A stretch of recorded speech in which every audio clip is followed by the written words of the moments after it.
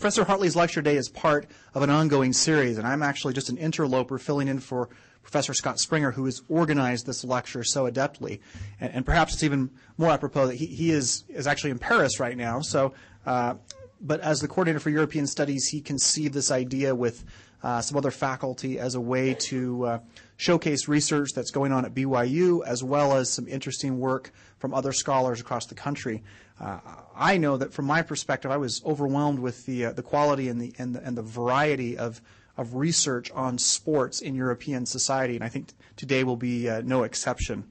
Professor Julie Hartley is an assistant professor of anthropology at BYU, has research interests in applied anthropology, anthropology in education, political rhetoric, nationalism, tourism, international development, and violence. Her publications include Cultural Tourism in Utah, in Folklore in Utah, History and Guide to Resources, The Song of Greiren, Political Ritual, Local Identity and Consolidation, and the Nationalization of Multi-Ethnic Switzerland, among others. She received her BA in Anthropology and French from Brigham Young University, an MA in American Studies from Utah State University, and a PhD in Anthropology from Columbia University.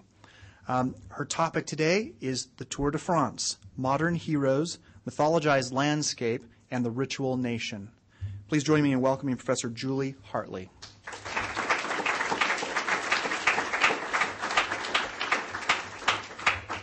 Well, I'm really surprised to see so many people here today. It's kind of fun for me. Just out of curiosity, how many of you have seen the Tour de France in person? Just a few. And how many of you have sat down to watch it on television? Okay, well, I'm going to give a little bit of background information on the tour for people who aren't all that familiar with it to start with. And I don't have a remote, so. The Tour de France was started in 1903, so it's over 100 years old. And it's one of the most challenging of bike races. It's also one of the longest bike races. And as its name implies, it circles around France every year, and that route changes from year to year. But in general, the recent tours have had about 20 daily stages, so about 3 weeks worth of riding with some rest days in between. And they cover a total of about 3,000 to 4,000 kilometers, or about 2,500 miles across France. And sometimes it goes into different countries as well. So this is the map for the 2009 tour, which happens every July. So this coming July. And you'll notice they'll be going out of the country. They'll go into Spain, down at the bottom there. They go into Monaco and up into Switzerland this time around. Well, it's a fairly complicated sport, and in fact, I'm hoping nobody asks me questions about points during the question and answer period because it is quite complicated. But the basics that you need to know are that it's got several different categories of competition, and winners in these categories are marked by the clothing that they wear. So the person wearing the green jersey is winning for sprinting. And this is calculated through time trials and other time measures during various stages of the tour.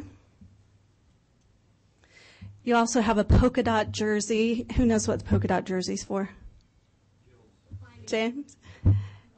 Climbing, yeah. And the person who wears the polka dot jersey, which is called the jersey of the red peas in French, is the king of the mountain. He's the one who climbs mountains at the fastest pace.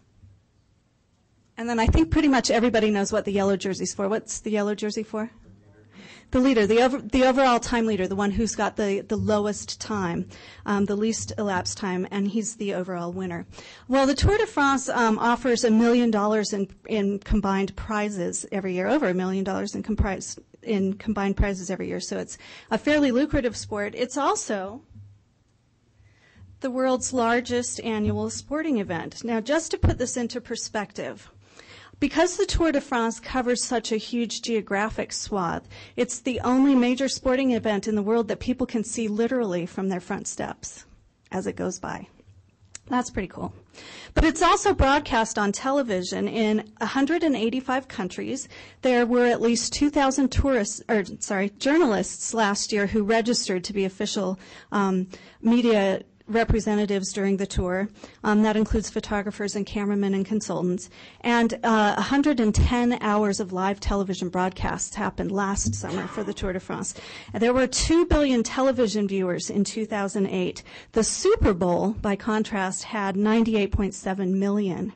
So, well, 2 billion's an estimate, and it ranges the estimates from 1.5 to 2.5 billion, so I went with 2 billion.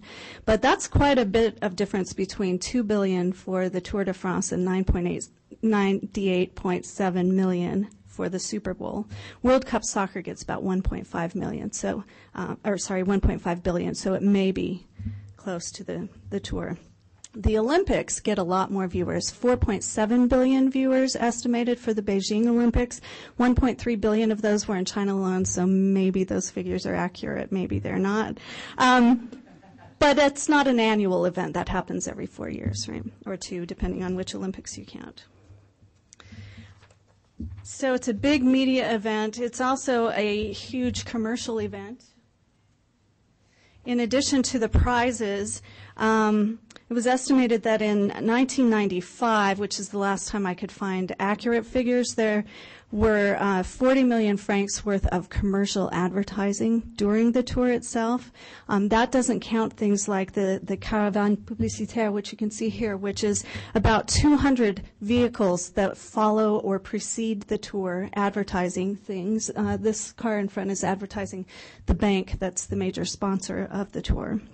180 of those vehicles last year completed the entire length of the tour. So that's a huge parade of advertisement that follows the wake of the tour or precedes it. But what interests me the most is that the Tour de France is a site for imagining the French nation. Nicolas Sarkozy, who is the president of France, said the Tour de France is one of the symbols of French identity, and a month of July without the Tour de France is not a month of July. July is also the month where France celebrates its National Day on July 14th, Bastille Day. The nation as a concept is probably the most important contemporary political concept that we have in the world today. So I and a lot of other researchers are fascinated with how we construct the idea of nation and how we construct our own national identities. And the Tour de France is one of these places where national identity construction plays out. One thing I want you to keep in mind as we talk about nationalism and identity construction is that nation building and nation creation is a dynamic process. It doesn't just happen once and then stop. It's continually ongoing, and people are negotiating what it means to be American, what it means to be French, what it means to belong to a particular nationality. It's also polysemic, which is a big fancy word for having many voices. Not one group of people gets to control what it means to be French or what it means to be American, but people participate in that process and they can contest the meanings of nationalism. So let me give you a quote from Christopher Thompson, who has written an excellent cultural history on the Tour de France. Every summer, La Grande Boucle, which is French for the Great Loop or Buckle, which is what the race is sometimes called, provides the French with a familiar and very public screen on which to project their understandings of the past, assessments of the present, and aspirations for the future. And so let's look at how some of that plays out in the Tour de France. First, we have to have some notion of the social changes that had to come about before we could have an event like the Tour de France. And the Tour de France is based in what we would call modernity and modern concepts. One of the most important ones, of course, is the creation of nation states, which is a fairly new political phenomenon. Technological innovations, new types of media, the creation of leisure, and mass consumption of produced goods.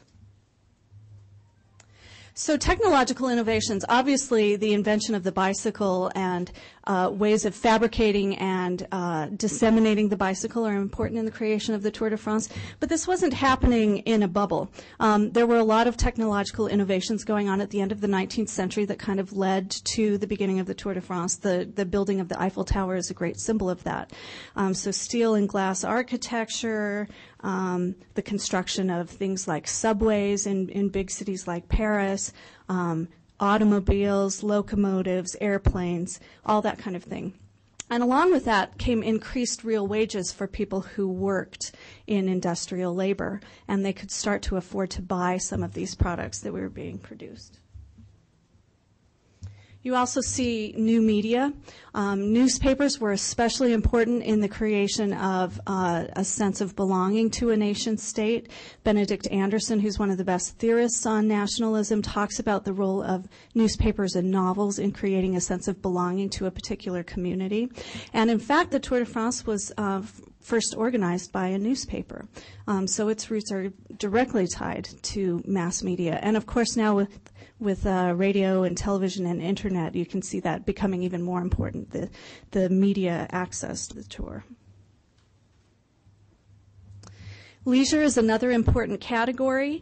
In order for people to participate in sports, they need to have free time so they can participate in sports. You need to have a specialized society that can support full-time athletes if you're going to have professional sports. And you also need people to have enough free time to watch sports in order for us to have sporting events like the Tour de France. And this new kind of leisure-based consumption patterns are very important in this dynamic. Workers in France had been fighting for decreased work weeks, which helped create this new leisure time. And they also had wages that would allow them to do things during their leisure time. And of course, if you're going to be into cycling, you have to be able to afford a bicycle. If you're going to go watch the Tour de France, you have to have time off work so you can go do that. So those were all very important. Leisure time and particular patterns of industrialization were also contributing factors in the rise of the Tour de France. Bicycling was the most popular sport in France at the turn of the 19th and the beginning of the 20th centuries. And this was quite different from other countries. In Britain, for example, the most popular sport was soccer. And people lived in industrialized towns, fairly dense populations. They could form soccer leagues and play soccer and have tournaments and events against each other. France was much more dispersed and much more rural than Great Britain at the time. It's also a much larger country. And they didn't see the popularity in soccer that we saw in Great Britain at the end of the 19th century. Bicycling was much more popular in France, partly because of how spread out everybody was. Bicycling enabled people to get around, created newfound movement and freedom, and so was very popular that way. Another distinctive pattern of modernization, along with our leisure patterns, is that people tend to travel once they have adequate wages and adequate leisure time. And traveling around France was very eye-opening for people. Let me quote Christopher Thompson again. In France, as elsewhere, holiday travel increased contacts between inhabitants of quite diverse regions. Unprecedented numbers of people experienced firsthand the differences to be found among others with whom they shared a nationality, but it often seemed little else. Local customs, crafts, dialects, clothing, religious practices, gastronomic specialties, histories, and natural environments varied dramatically. This was especially true of France. The centralizing impulse of absolute monarchs and democratic republics notwithstanding, the size of the national territory and the piecemeal way it had been cobbled together over the centuries had long militated against cultural homogenization or a strong sense of national identity. And as people travel around and encounter other people who are French like them but very different, they start to see some of these differences and realize how different they are. Mass consumption of products like bicycle, also very important, and the commercialization of sport. So you can see that advertisers are starting to use sports to sell their products, and this also plays into the creation of the Tour de France. At the eve of World War I, there were almost 1 registered bicycles for every 10 Frenchmen, so very common product for people to own. Thousands more bicycles were unregistered, so a lot of bikes in France. And cycle manufacturers were signing cyclists to exclusive contracts and sponsoring teams in various kinds of sporting events. And newspapers were sponsoring automobile and bicycle races to try to boost readership even before the Tour de France was created. Well, let's talk about how the nation is ritualized and created in the Tour de France. Ever since its very first year, the Tour de France has used media coverage as a way of legitimizing and imagining France as a nation, interpreting French history, and defining its people. One of the big issues when the Tour de France was created was this big fear over French national decline. Since its revolution in 1789, when it had thrown off its monarch, France had gone through 3 revolutions, 3 republics, 3 monarchies, 2 empires, a directorate, a consulate, and a civil war in 1871. They'd been invaded by the Prussians, and the Prussian king had founded a German empire. He signed the treaty creating that empire at Versailles, which had been the former French king's palace. So this was a horribly devastating symbolic event. Civil war also very difficult for the French to cope with, and they'd lost some of their territory to Germany, Alsace-Lorraine. There was a lot of public concern over the decline of the nation and the wimpiness of the nation, to put it into our terms. And people were quite concerned about what this implied for the future. One of the things that the Third French Republic was trying to do to counteract some of these difficulties was to create a strong sense of belonging to the nation. And one of the ways that they did this was through obligatory public education. Children were required to attend public schools. Well, sometimes it was all children, sometimes it was just boys. But these schools were designed not just to teach literacy skills and basic educational skills, but also to promote a Republican civic culture, to train people to be good citizens, and to create a sense of national unity. Interestingly enough, at the end of the 19th century, one of the textbooks that was commonly used in public education was called The Tour of France by Two Infants. And 2 boys, brothers, set out on a journey and traveled all around France and encountered people from different geographic regions and ate different food products from those regions. And it introduced students to the geography of France through this great tour. Universal conscription, or service in the military, was another means of inculcating a sense of national identity. All men were required to serve in the military for a period of time, generally 2 years. All males also had the right to vote. It didn't come until later for women. And serving in the military with people from different parts of France, again, was done deliberately to try to create a sense of belonging to the nation. Print media, again, if you look at how a newspaper is constructed, it usually has a national section, and we're usually much more interested in what happens in our own country versus other countries. That's part of a product of having read newspapers, which are kind of designed to help us see the world that way. And France was no exception to that pattern. France had a proliferation of newspapers, though, and newspapers started fighting to try to win audiences because they had a limited market and lots of competition. And so you see the rise of sports-related journals and newspapers to try to lure people in as readers to their newspapers.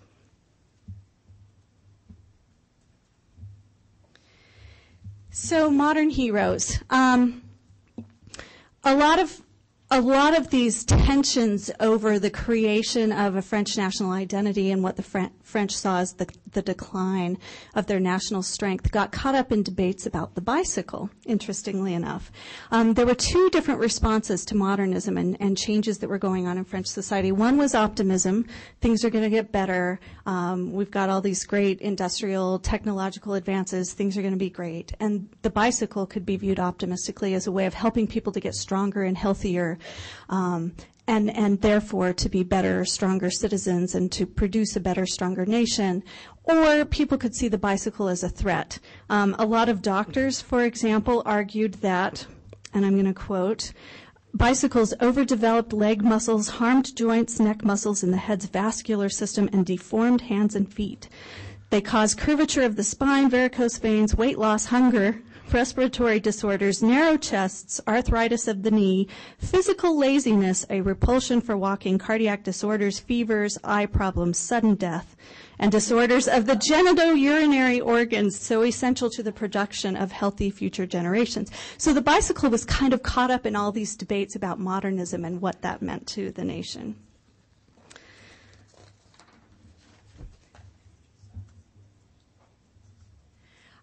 It was also hoped, though, that bicycles might help create a stronger military. And bicycles were used for military maneuvers. And in fact, you can see some that are mounted with machine guns and other kinds of things. Now, when I first heard about this, I thought it was ridiculous, but I've since discovered that we still use bicycles in the military.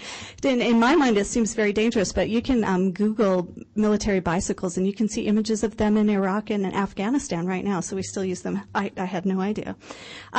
France believed that if they didn't start using the bicycles as military vehicles, that Germany certainly would, and so to be competitive, they had to start looking at using the bicycle this way, and they did, and Germany did, and of course it transformed into motorcycle usage later on.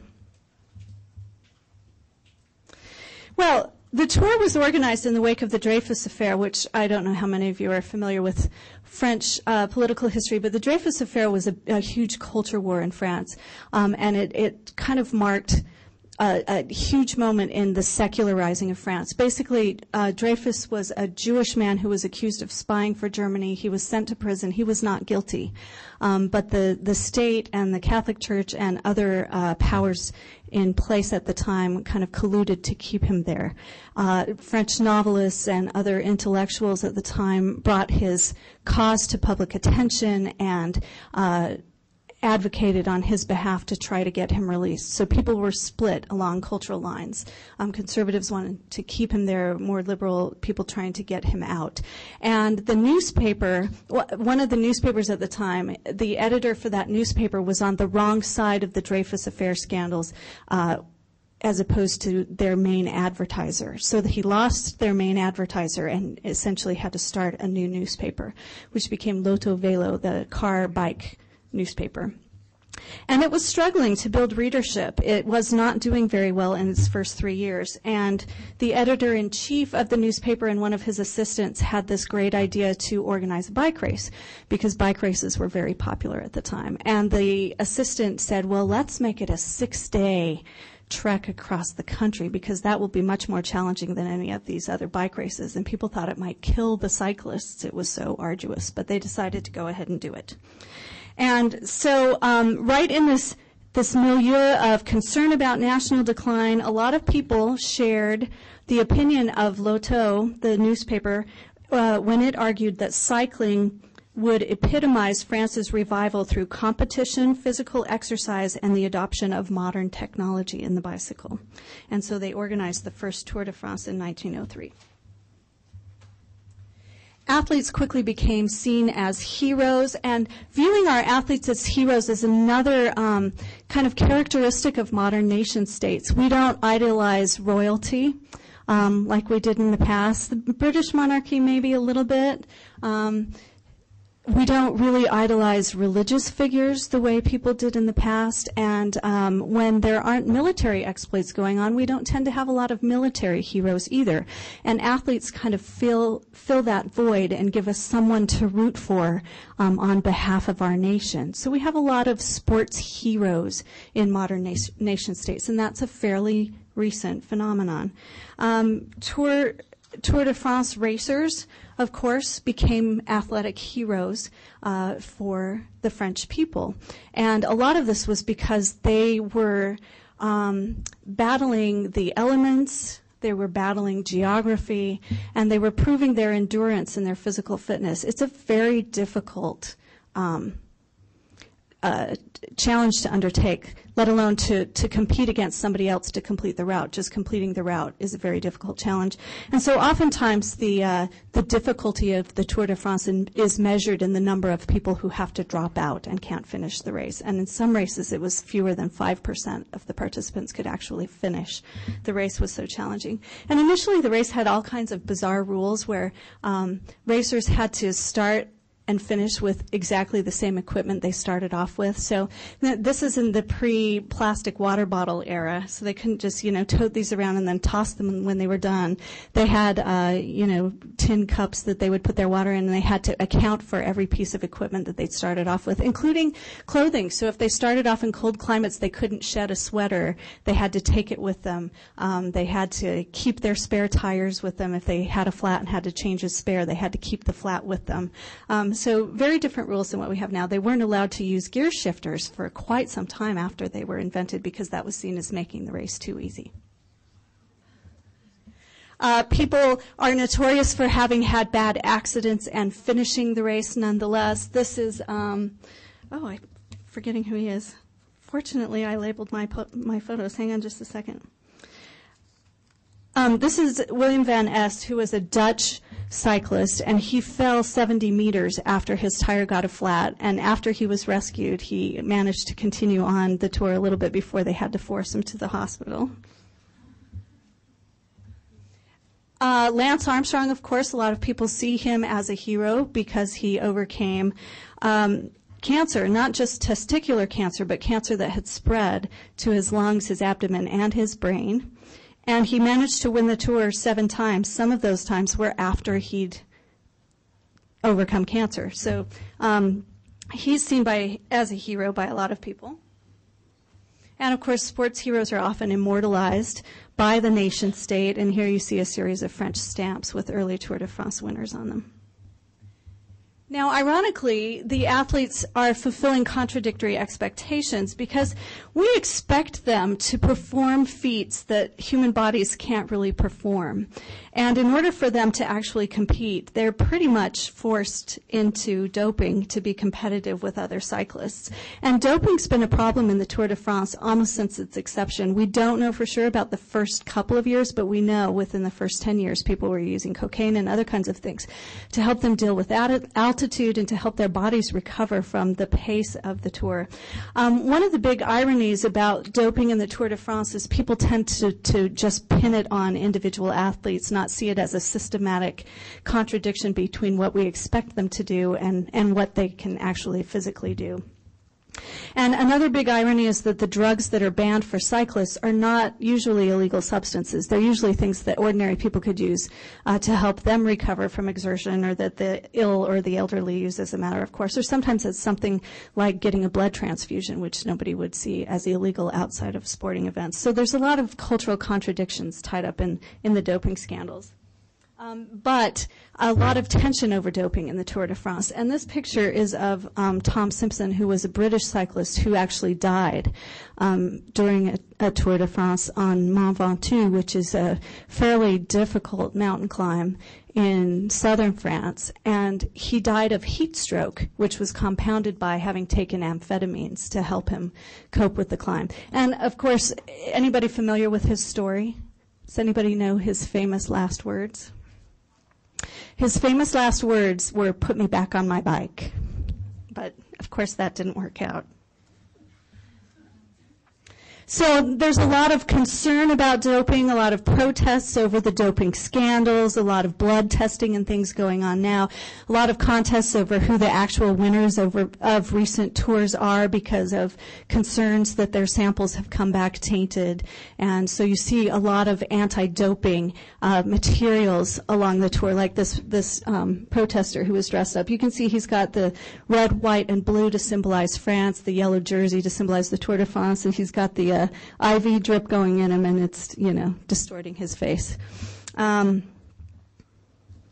Some people speculated, especially in 2007 when Floyd Landis was stripped of his title because his blood samples came back tainted, that doping will be the end of the Tour de France. So people are still kind of waiting to see what happens. And, of course, the tour has gotten highly commercialized. You can buy all kinds of products that are official tour products or that are marketed during the tour or related to the tour or related to some of the athletes on the tour, like this telephone, which has been autographed. And I don't know if you can see it, but all the number buttons are yellow jerseys.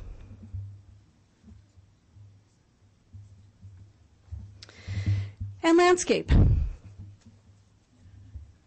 One of the main characteristics of modern nation states is that they have clearly defined political boundaries. They have sovereign political power over a specific territory.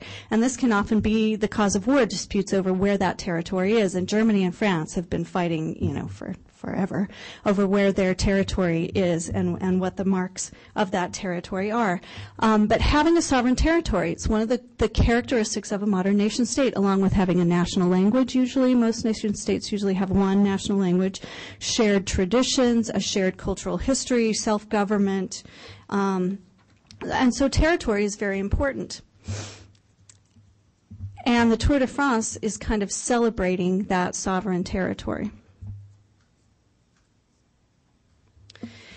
So you may not know this, but the Tour de France kind of goes in a circle around the country, and it shifts its direction every year.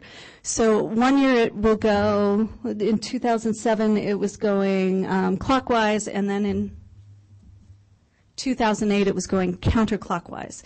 So this year it will go clockwise again around the country. And it's been associated with historic events since its inception. The route organizers pick places specifically because of historic meaning. And these meanings can be contested and disputed as they go along. So let me just walk you through a few of them. One is Alsace, which is a province that was taken by the Prussians after 1870. And from 1906 to 1910, the tour organizers managed to get permission from Germany to have the tour go through Alsace, as long as they didn't fly the French flag and they weren't too nationalistic about it. But it was a very symbolic move on part of the newspaper that was organizing the tour to include those disputed territories that were seen as French but that technically were belonging to Germany at the moment, and include those in the Tour de France. 1947, after the end of World War II, the tour went to Caen in Normandy, which had been utterly devastated by the war and was struggling to rebuild. And Caen for some time had been an image of France's inability to recover from World War II. And they wanted to host the Tour de France in 1947 to kind of revitalize their efforts to make a comeback. Host communities actually pay for the privilege of hosting the Tour de France because it's such a good advertisement for their tourism industry, and they make so much money from people coming through to watch the tour that they actually compete for the privilege of hosting the tour. And Caen really wanted to host the tour in 1947. And they were able to highlight through newspaper accounts and radio accounts of the tour in Caen, they were able to kind of stage this media publicized comeback as recovering from the war. Now, in 1952, the tour went through Vichy, France, which could have been highly controversial. Why might Vichy be a sore spot for the French in 1950? Vichy was home to, Nazi sympathizers who were definitely not French. Yes. So it was the home of the French government that was in collusion more or less with the Nazis during World War II. Not an event that most French people would want to remember. So when tour organizers had the tour go through Vichy in 1952, it was a way of kind of putting that history behind them and reincorporating that region into the French national ideal again. Now, the tour also goes through symbolic landscape, not just sites of important historic events, but symbolically important landscapes. So I'm going to just flip through some pictures of some iconic landscapes. Here you have wheat fields because, France is a great agricultural producer. Sunflowers, of course. Can you tell what those are? Vineyards. Cows, cheese, of course, one of France's very important agricultural products. Lavender fields in Provence.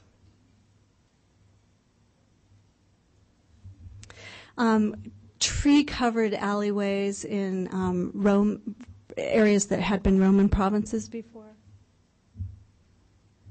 And then, of course, the mountains are very important to the Tour de France. The mountain stages are one of the things that set the Tour apart from other races. And so going through mountains is very, very important to national image. So they go through several different mountains. They usually always go through a stage in the Pyrenees, which is between France and Spain, and the Alps. And can you see the cyclists way down at the bottom of that picture on the road? Not the kind of territory I would want to ride a bike through. And of course, the Tour always ends in Paris. And the cyclists go up the Champs-Élysées, which is the most important route in Paris. They go past the Arc de Triomphe,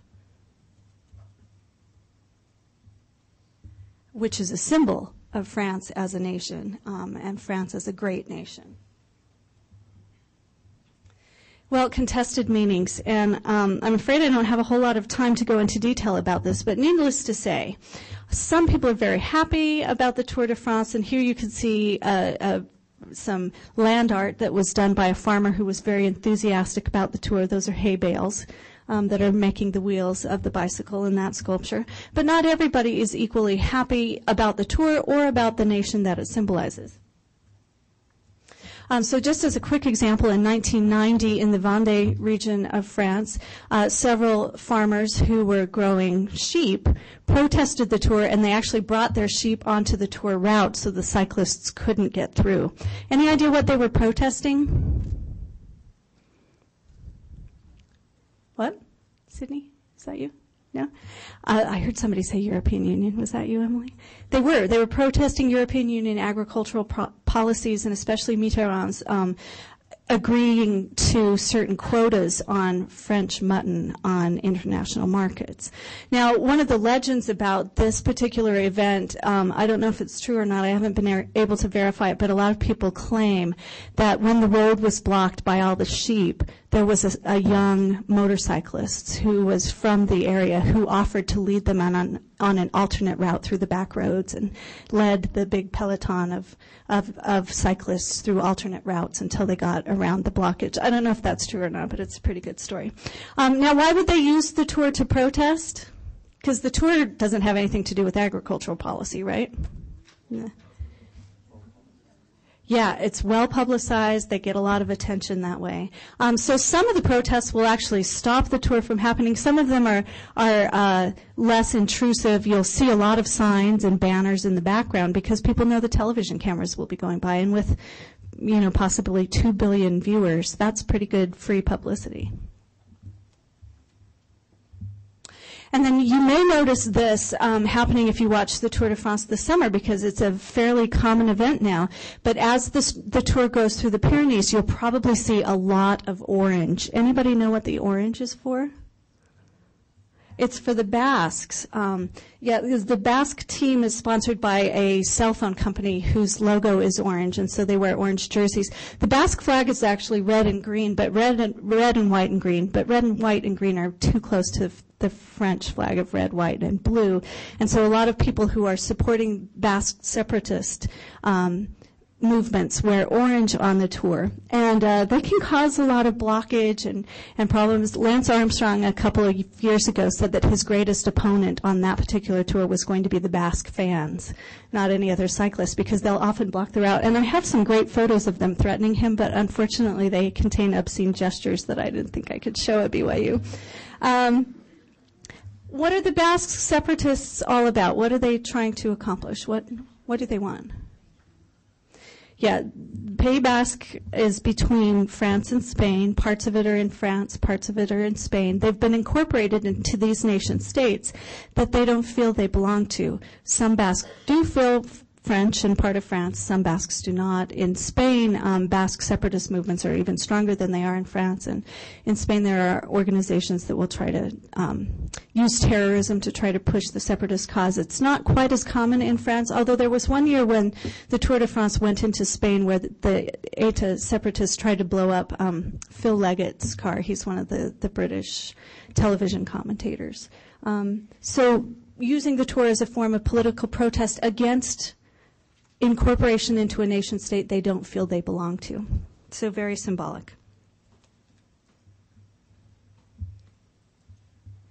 Well, in conclusion, that photo's not related at all to my conclusion, but I love it because it takes one of those iconic images of the cyclist through the sunflowers, but this time it's the photojournalist through the sunflowers taking pictures of the cyclist, so I love that picture.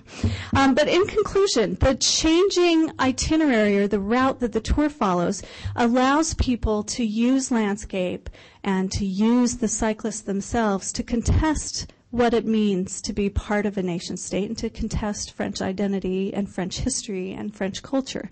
So the next time you watch the tour, I hope you watch it from that perspective as well as from the perspective of a great sporting event. Any questions? Yeah.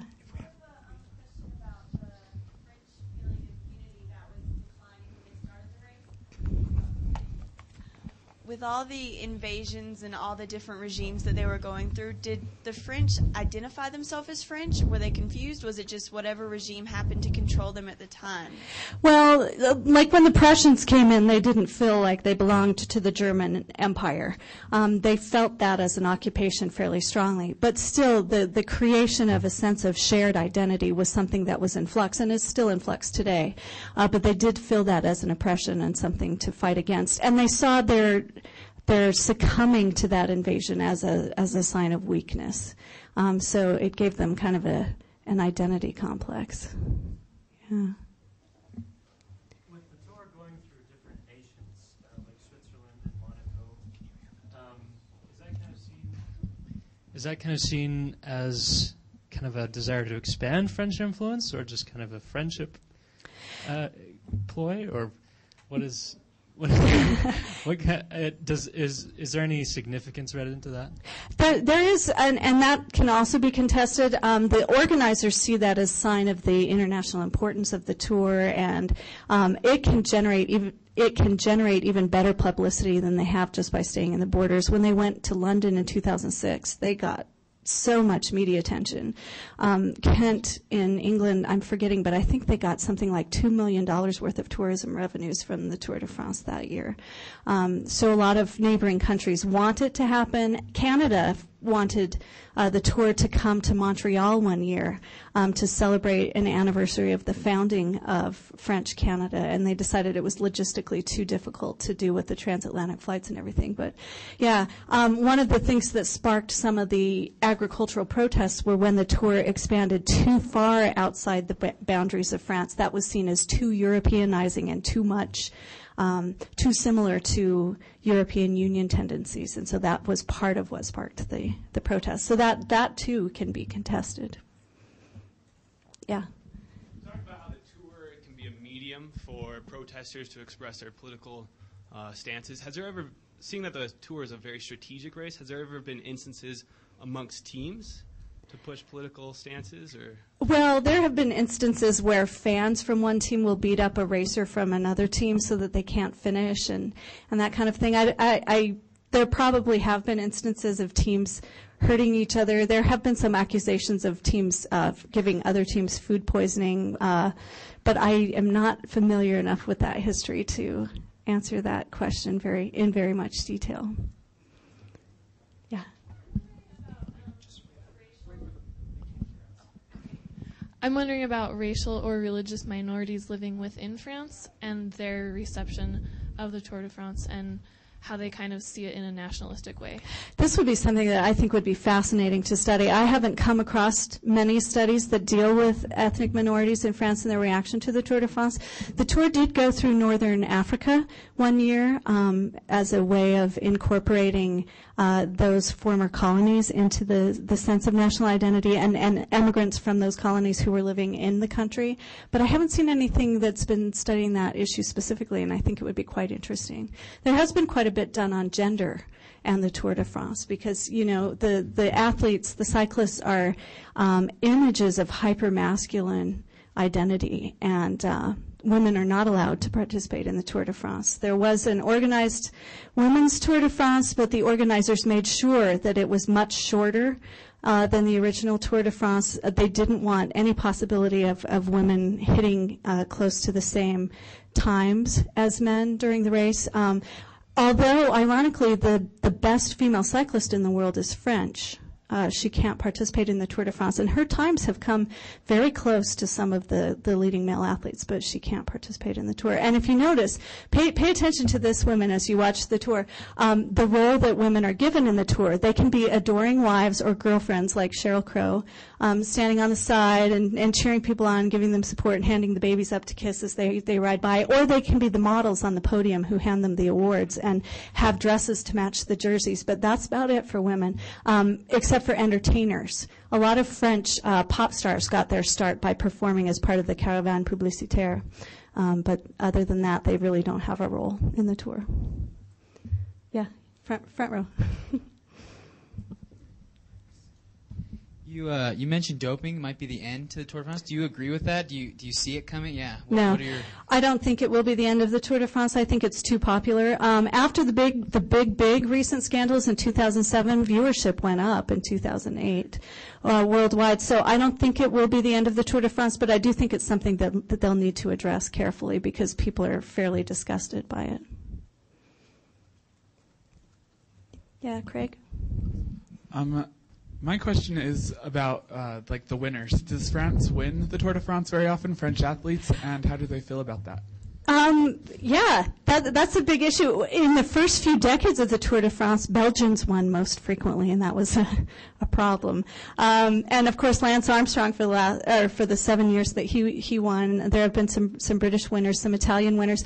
They don't get too hung up on that, and part of the reason I think is because they've done away with the national teams. Now they are corporate sponsored teams, so you can have people of various national backgrounds riding on one team, so it doesn't become as much a contest between the nations like the Olympics would be. More of a showcase of France than a contest between French teams and other teams. In the early tours, by the way, they had riders who were called touristes routiers, or riding tourists, who could participate in the tour even if they weren't part of a team. So, yeah. Any other questions? I think we're out of time, so that's good timing. Thank you so much.